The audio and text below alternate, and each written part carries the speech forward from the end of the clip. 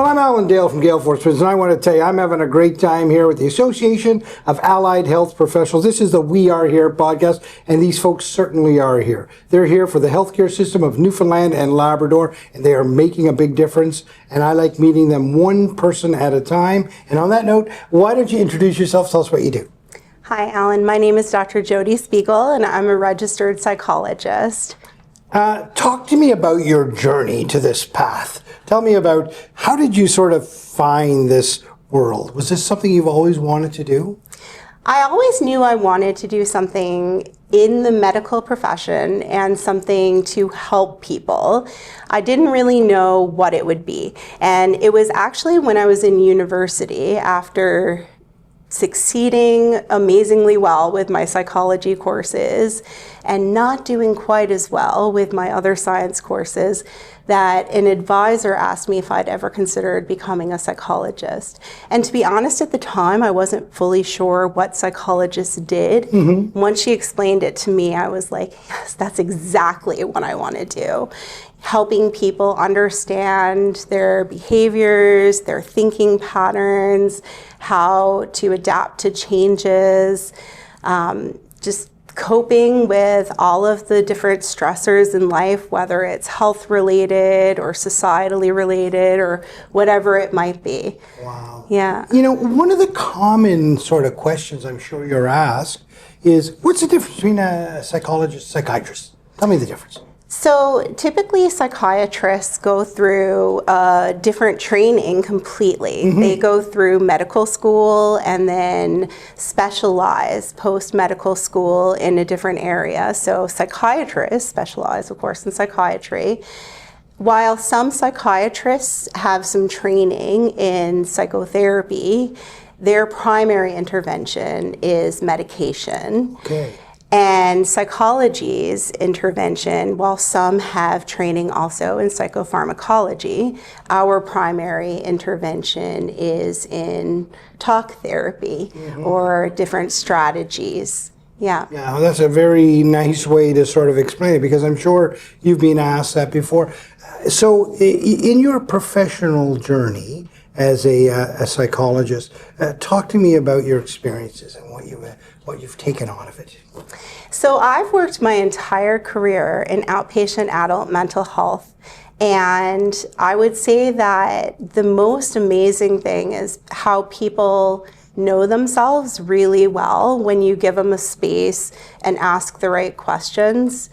I would say that the collaborative care element, when it comes especially to the increasing complexity of what people are dealing with in their lives, has also been a really important area of learning. I always say I can't do my job in isolation.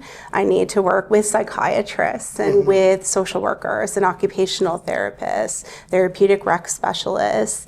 We need a whole team approach so that people can have the optimal level of health that they can achieve. You peppered the word learning in there a couple of times when you talked about your patients and the like, but you also hold a doctorate in psychology. Yeah. What was it about this field that made you to go so far into it, both in your education and in your experience level? So part of it is a love of learning. Like, I love learning about people. I love learning about new research. I love learning about effective methods of care, effective ways of intervening in systems. Part of it is I'm a really curious person, and I always say I love puzzles. Mm-hmm. And being a psychologist is a bit like solving a puzzle, trying to figure out how the person's experiences are, kind of coming together and what's contributing to that. So why are they thinking the way they are? Why are they having difficulties with their attention or focus? Why are they feeling overwhelmed when previously maybe they weren't? So those kinds of questions. I'm a really curious person, mm-hmm. and I love puzzles. Okay. I'd ask you to sort of merge your experience and merge your education and look at our healthcare system right now. What do you see as some of the challenges we're facing right now?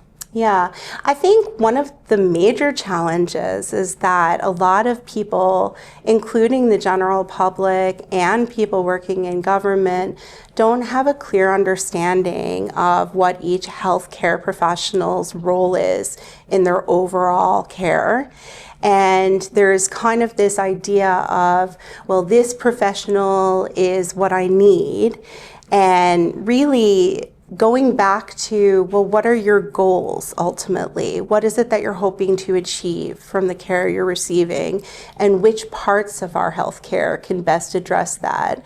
And knowing that not everybody needs the same, like everybody's individual and everyone's situation's unique.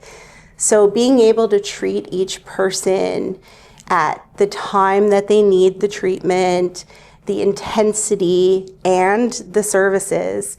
This isn't a thing of, well, you do this service first and then do this. It's more, you might need these 3 things together right now. Yeah. Staying on sort of that theme of, putting this puzzle together, if I to use your words, where do you see the opportunities? Where do you see those couple of pieces that are going to make it all come together? Yeah, I think it's interesting because we have some really excellent models that if we were able to utilize them the way they're intended, and actually psychologists are fantastic at program development and evaluation and implementation. That's one of our scopes of practice. So I think even using the models that we have, like for example in mental health, a stepped care model, and really understanding what that means and how to, at the front end, do a really thorough assessment, again, something psychologists are really skilled at and trained in, to determine what is going on for this person, what are their goals and expectations, and how do we help them either accept realistic limitations where maybe their goals are not realistic and move toward the realistic goals. You're in a room here next door and there's a beautiful collaboration of so many professions, so many people who are all working towards the same end, and that is patient care, right? What's it like to be in that room, and what are you hoping to get out of the conference? What's exciting about it all? Well, it's really energizing. It's a bunch of people who are really passionate. I've been in my career since September 2001 in the same position. And it's nice to meet other people who have been around for 20, 25 years and still maintain that enthusiasm and passion. And I love that all of us are really focused on the person at the center of the care, which is the client, which in reality is all of us too. That's right. Now, you're a doctor of psychology. You have plenty of experience. You've been on the front line doing the business. If you had the opportunity to sit in front of the decision makers, the leaders, the policy makers in the healthcare system right now, what would you say to them? And they should listen to you, based on what I just said. So what would you say to them? I would say, please come to us. If you have a problem that's been laid on your desk and you don't know how to resolve that, please come to us, because we are facing these problems day in and day out.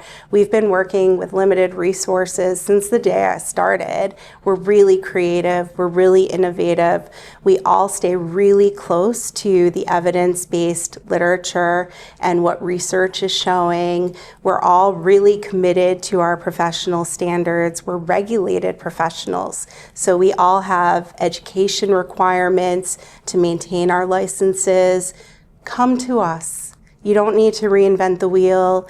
You don't need to try and come up with some snazzy marketing.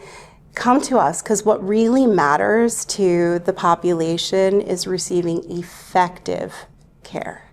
And this is what a collision of intelligence and passion looks like to make a difference in the healthcare system of Newfoundland and Labrador.